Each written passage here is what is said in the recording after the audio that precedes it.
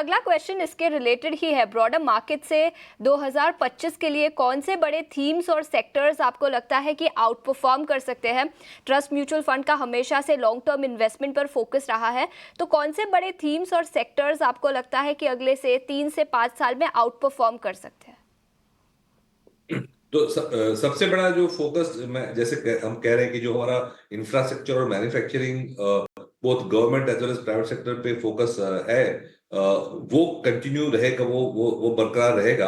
तो उसका मतलब जो सारी इन्वेस्टमेंट लिंक थीम्स है, whether it is construction, capital goods, infrastructure, utilities, renewables, defence, railway, जो फिजिकल एसेट क्रिएशन, मैन्युफैक्चरिंग के लिंक सेगमेंट्स है, वो हमें फोकस करना ही पड़ेगा। गवर्नमेंट भी कर रही है, प्राइवेट सेक्टर भी कर रहे हैं, लेकिन बहुत ज्यादा काम इसमें करना है, क्योंकि यही जो सेगमेंट्स है जो हमें जॉब क्रिएशन देंगी। तो ये एक थीम तो बिल्कुल हमेशा के लिए रहेगा, नेक्स्ट 3 या 5 साल के लिए।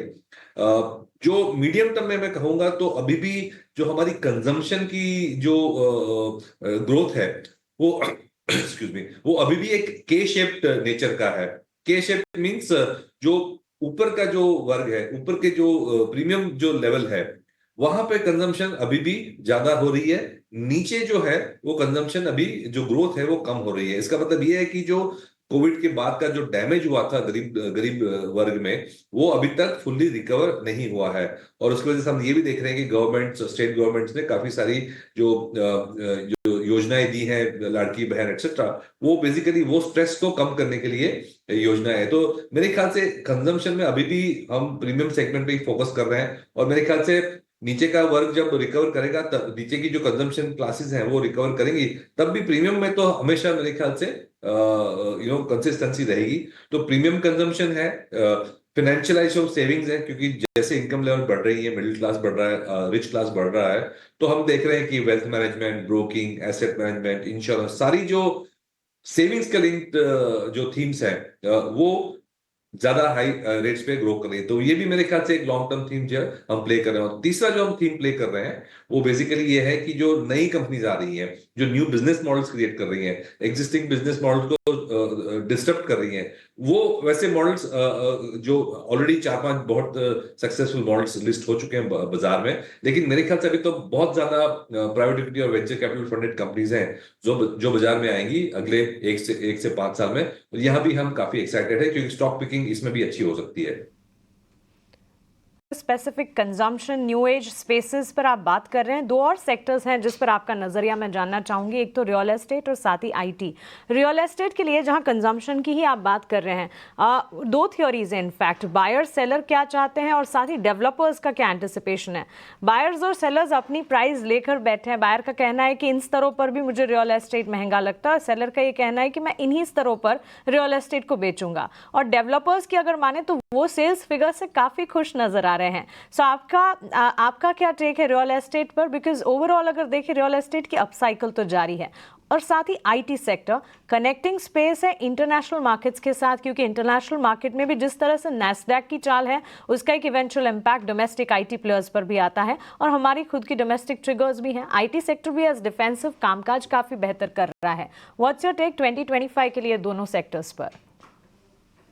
बिल्कुल। तो रियल एस्टेट में मैं यही कहूंगा कि वहां भी के शेप दिख रहा है हमें। जो प्रीमियम प्रॉपर्टीज है, जो हाई टिकट आइटम्स है, चाहे वो गुड़गांव में हो, चाहे वो मुंबई में हो, जो 1, 2, 3, 4, 5+ करोड़ के जो फ्लैट्स हैं, वो ज्यादा रेट पे बिक रहे हैं। तो वहां भी हम देख रहे हैं कि जो रिकवरी है और जो डिमांड, जो ग्रोथ है, वो के शेप्ड है। हायर प्रीमियम प्रोडक्ट्स में ज्यादा डिमांड है। और मेरे ख्याल से जो एग्जिस्टिंग जो लिस्टेड प्लेयर्स हैं, बड़े बड़े 4, 5, 6 जो बड़े प्लेयर्स हैं, वो मोस्टली ये प्रीमियम सेगमेंट में ही कैटर कर रहे हैं। इसीलिए आपने जैसे कहा कि डेवलपर्स के मूड तो ठीक लग रहे हैं, क्योंकि ये सेगमेंट में तो डिमांड अच्छी आ रही है। तो मेरे ख्याल से ये ट्रेंड कंटिन्यू रहेगा। और इसका 2-3 चीजें हैं। एक तो जैसे इनकम लेवल्स बढ़ती हैं, नेचुरली प्रीमियम और इसकी डिमांड तो बढ़ती है। दूसरा ये भी है कि थोड़ा जिस तरह से स्टॉक मार्केट ने अच्छा परफॉर्म किया है, तो ये एक स्टॉक मार्केट वेल्थ क्रिएशन भी real estate, premium real estate में खास करके डिमांड क्रिएट करती है। हमेशा हमने देखा है, जब स्टॉक मार्केट 3-4 साल तक अच्छी परफॉर्म करती है, तो प्रीमियम प्रॉपर्टी के प्राइसेस बढ़ते हैं, बिकॉज प्रॉफिट बुकिंग होती है, कैपिटल गेन्स होते हैं लोगों के। तो फिर अल्टीमेटली जाके लोग अच्छी प्रॉपर्टी खरीदते हैं। तो मेरे ख्याल से next year also the prospects for real estate अच्छा ही लग रहा है हमें। आईटी में मिक्स बैग है मेरे ख्याल से। हम बाय डिफॉल्ट हम ये प्रीफर करेंगे कि डोमेस्टिक सेक्टर्स में हम ज्यादा फोकस करें, क्योंकि हमें लगता है domestic growth will be better. लेकिन आईटी में मैं कहूंगा कि जो लार्ज कैप आईटी कंपनीज हैं वो medium, I would say average या तो बिलो एवरेज ग्रोथ दिखाएंगे compare to the rest of the market.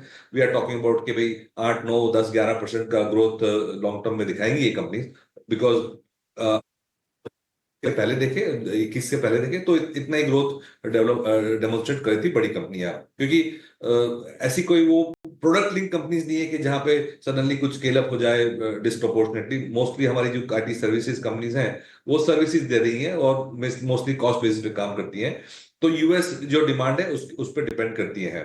तो उसमें मैं प्रेफर करूंगा मिड कैप कंपनीज, क्योंकि मिड कैप कंपनीज में जो साइज कम है तो अलग अलग कंपनीज अपनी अपनी अलग अलग नीश पे फोकस कर रही हैं, वहां पे ग्रोथ रेट्स अच्छी आ रही है।